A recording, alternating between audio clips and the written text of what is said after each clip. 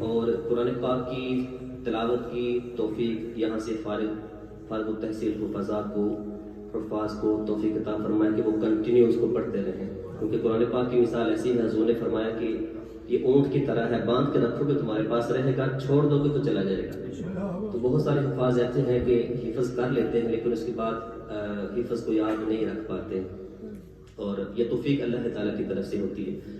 تو اللہ تعالیٰ سے دعا کرتے رہنا چاہیے، والدین کو بھی اور حفاظ کو بھی، کہ اللہ تعالیٰ توفیق دے کہ اس کو اپنی عادت میں شامل کر لیں۔ اگر عادت بن جائے گی تلاوت قرآن کی تو پھر جو مرضی ہو عادت چھوٹتی نہیں، عادت چلتی رہتی ہے۔ اس کو عادت میں شامل کر لیں، روٹین میں شامل کر لیں۔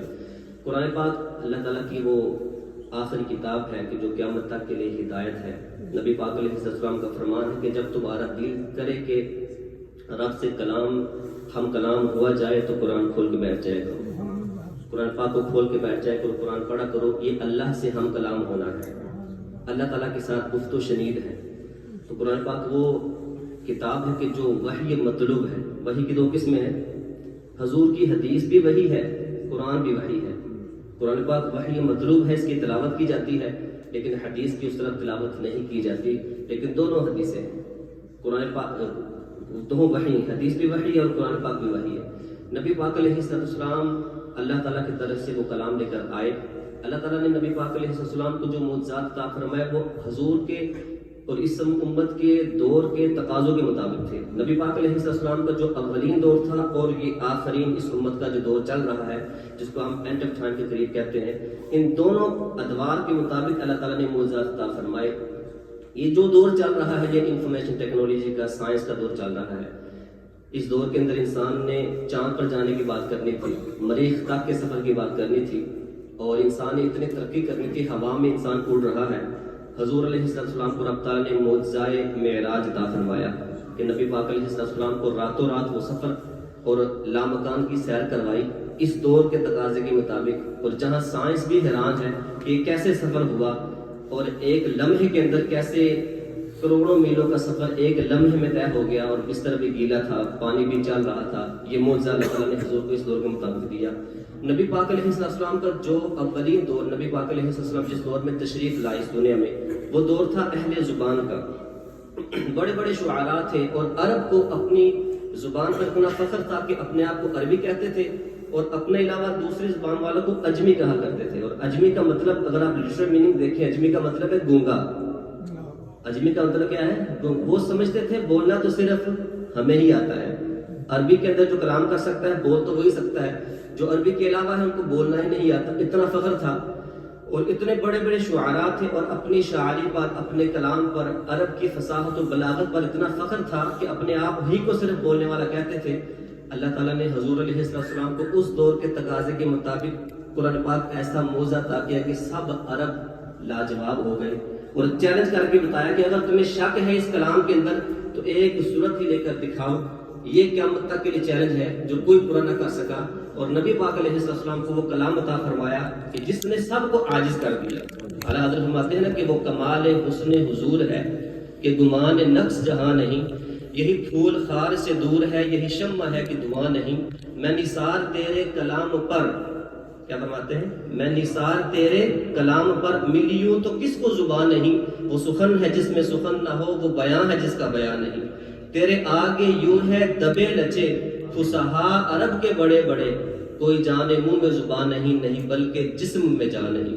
ایسا عظیم معجزہ عطا فرمایا کہ دنیا اس وقت حیران ہے، اور اس وقت کے عرب اتنی کوشش کے باوجود بھی ایک آیت بھی نہ لا سکے، کیونکہ یہ رب کا کلام ہے اور حضور علیہ السلام کی زبان سے نکلا ہے۔ مولانا حسن رضا خان اعلیٰ حضرت کے بھائی وہ فرماتے ہیں، قل کہہ کے اپنی بات بھی لب سے تیرے سنی۔ سمجھ آئیے؟ نبی پاک علیہ السلام کے ذریعے اللہ تعالیٰ نے کلام پاک بھیجا ہے نا ہم تک، ڈائریکٹ کوئی فرشتہ تو ہم تک لے کر نہیں آیا۔ کن کے ذریعے پہنچا ہے؟ حضور کے ذریعے۔ اور کن کی زبان سے نکلا ہے؟ حضور کی زبان سے نکلا ہے۔ وہ فرماتے ہیں کہ قل کہہ کے اپنے قل کا مطلب ہے اے محبوب آپ فرما دیجئے، یہ میں قرآن آپ کے ذریعے لوگوں تک پہنچا رہا ہوں۔ حضور کی زبان کی تاثیر بھی قرآن میں موجود ہے کہ حضور کی زبان سے نکلا ہے، ڈائریکٹ نہیں آیا۔ تو مولانا حضرت خان فرماتے ہیں قل کہہ کے اپنی بات بھی لب سے تیرے سنی، اللہ نے حضور کو کل کہہ کے اپنا کلام بھی حضور کی زبان سے سنا ہے. کل کہہ کے اپنی بات بھی لب سے تیرے سنی. اللہ کو ہے کتنی تیری گفتگو پسند. اللہ کو ہے کتنی تیری گفتگو پسند.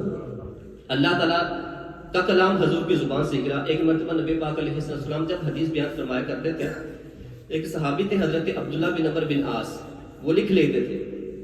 کچھ صحابہ کرام نے آپ کو منع کرتے کہ آپ لکھا نہ کریں, ہر بات لکھ لیتے ہو. بعض اوقات حضور جلال میں ہوتے ہیں, بعض اوقات حضور خوشی کے عالم میں ہوتے ہیں. انسان کے ایٹیٹیوڈ کی وجہ سے بعض اوقات اس کی کہی ہوئی بات کا مطلب مختلف ہو سکتا ہے. کوئی بات اگر خوشی میں کہے اس کا مطلب مختلف ہو سکتا ہے. کوئی بات اگر کوئی جلال میں کہے مطلب مختلف ہو سکتا ہے. تم لکھا نہ کرو, کیونکہ جو بعد والے لوگ ہیں وہ فرق بیان نہیں کر پائیں گے کہ یہ بات حضور نے خوشی کے عالم میں کہی ہے یا جلال کے عالم میں کہی ہے.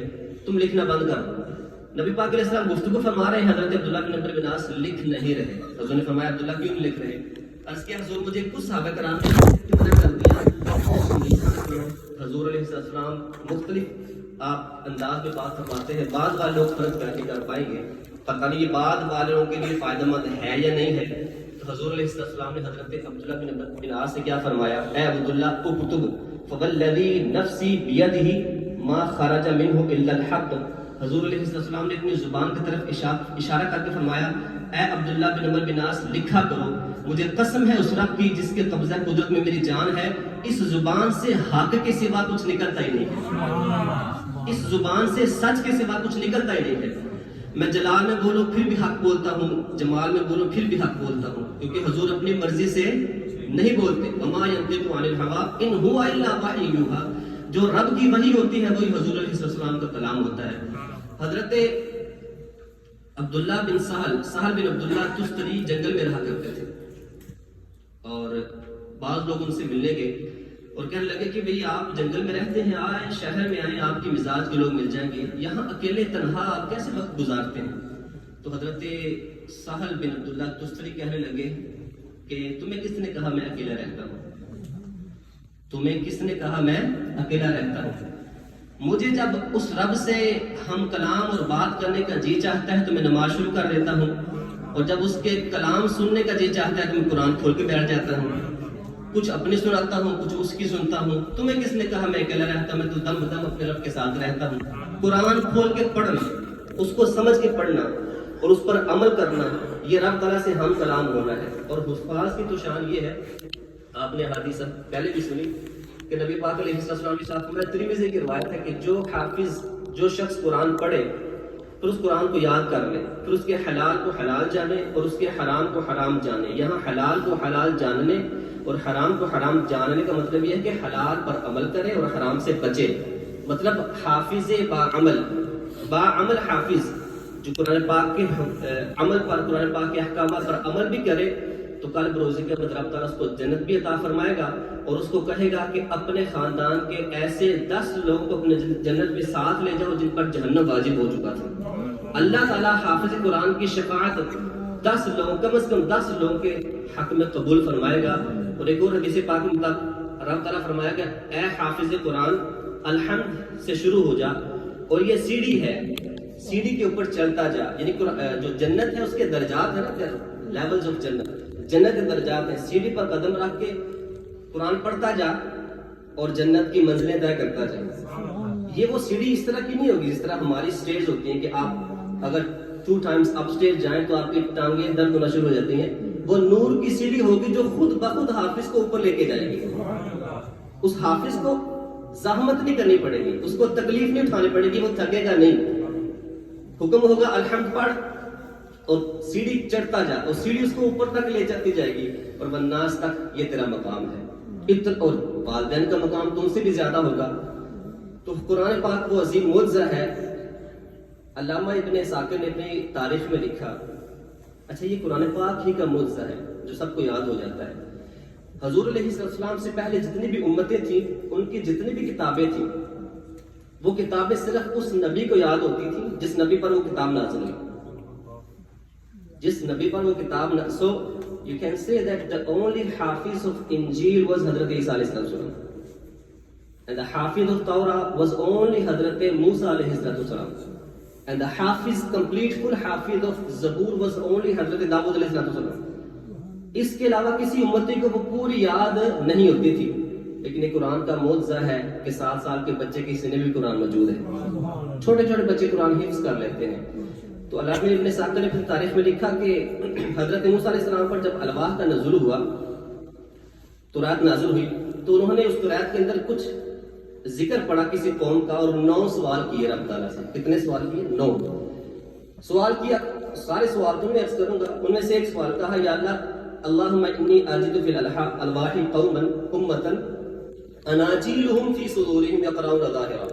یا اللہ میں نے تورات کے اندر ایک ایسی امت کا ذکر پڑھا ہے کہ جن کے قرآن، یہاں انجیل کا ذکر ہے، انجیل سے مراد ان کی کتاب، جن کے قرآن ان کے سینوں میں ہوں گے، یعنی کہ ان کے سینوں میں قرآن موجود ہوں گے، وہ حفظ کر لیں گے، جبکہ موسیٰ علیہ السلام کی امت کو یہ مرتبہ نہیں ملا کہ وہ تورات یاد کر سکے۔ یا اللہ میں نے ایسی امت کا ذکر پڑھا جن کے قرآن ان کے سینوں میں ہوں گے، فاجعلہ امتی، یا اللہ اس امت کو میری امت بنا دے۔ موسیٰ علیہ السلام نے کیا خواہش کی؟ اللہ اس امت کو میری امت۔ تو رب تعالیٰ نے فرمایا قال تلک امت احمد، اے موسیٰ وہ تو میرے پیارے محمد احمد کی امت ہے۔ اور بھی بڑے سوال کیا، اللہم انی اجد فی الالواح قوما امتا اذا ہم احدهم بحسنۃ کتبت لہ وان یعمل بها کتبت لہ 10 حسنات۔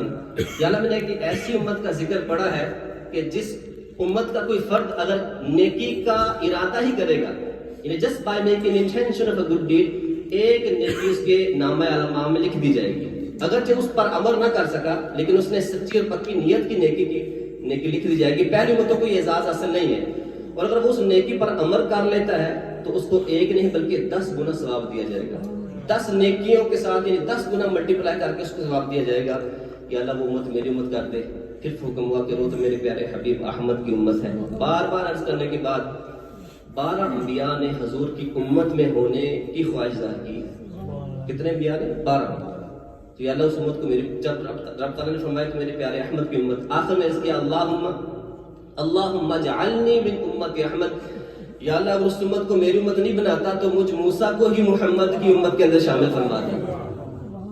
ہم میں سے کسی نے خواہش نہیں کی، نہ آپ نے خواہش کی نہ میں نے خواہش کی۔ ہماری خوش قسمتی کہ ہم مسلمانوں کے گھر میں پیدا ہوئے، اور مولانا صاحب نے اذان دی کان میں، اور اشہد ان محمد رسول اللہ پڑھ کے کہا تو خوش نصیب ہے کہ محمد عربی کا غلام بن کر آ رہا ہے۔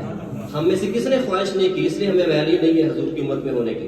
حضور علیہ السلام کی امت میں ہونے کا صدقہ ہے کہ ہم مجموعی عذاب سے بچے ہوئے ہیں، ورنہ پہلی امتیں گناہ کرتی تھی تو پوری امت، پوری وہ قوم صفحہ ہستی سے مٹا دی جاتی تھی۔ اس قوم کے اندر وہ کون سے گناہ نہیں ہو رہے جو پہلی امتوں میں ہوتے تھے، بلکہ اس سے بدترین گناہ کر رہی ہے یہ قوم۔ لیکن یہ حضور کا صدقہ ہے، حضور علیہ السلام کی یہ رحمت ہے کہ حضور کے صدقے ہم بچے ہوئے ہیں، اور قرآن کے صدقے ہم بچے ہوئے ہیں۔ اللہ تعالیٰ سے دعا ہے، یہ سب کچھ کس کے صدقے ملا؟ حضور کے صدقے ملا، حضور علیہ السلام کے صدقے ملا، شاہوں سے ملا ہے، نتمنگر سے ملا ہے، اللہ کا عرفان اسی در سے ملا ہے، اوروں کو ملا ہے تو مقدر سے ملا ہے، ہم کو تو مقدر بھی اسی در سے ملا ہے۔ قرآن پاک کے 4 حقوق، آخری بات 2 منٹ کے اندر بات ختم کروں گا۔ 4 حقوق ہیں قرآن پاک میں کہ ہم سب کے اوپر، نمبر 1 اس پہ ایمان لانا، اس پر، اس کے سارے احکامات پر، سارے اصول اور سارے فروعیات پر، قواعد پر ایمان لانا، اور دوسرا اس کو صحیح تلفظ سے پڑھنا، ہم سب کی ذمہ داری ہے تلفظ سے پڑھنا، اور تیسرا یہ ہے کہ قرآن پاک کے مفاہیم اور مطالب کو سمجھ کے پڑھنا، اور چوتھا اس پر عمل کرنا۔ اللہ تعالیٰ ہم سب کو ان 4 حقوق کو ادا کرنے کی توفیق عطا فرمائے، آمین۔ اللہ تعالیٰ سے دعا ہے کہ اللہ تعالیٰ اس ادارے کو تا ابد قیامت قائم و دائم فرمائے، اور ان کی کوششوں کو قبول فرمائے، اور حافظات کو اللہ تعالیٰ برکت عطا فرمائے، آمین، بجاہ نبی الامین صلی اللہ تعالیٰ علیہ وآلہ وسلم۔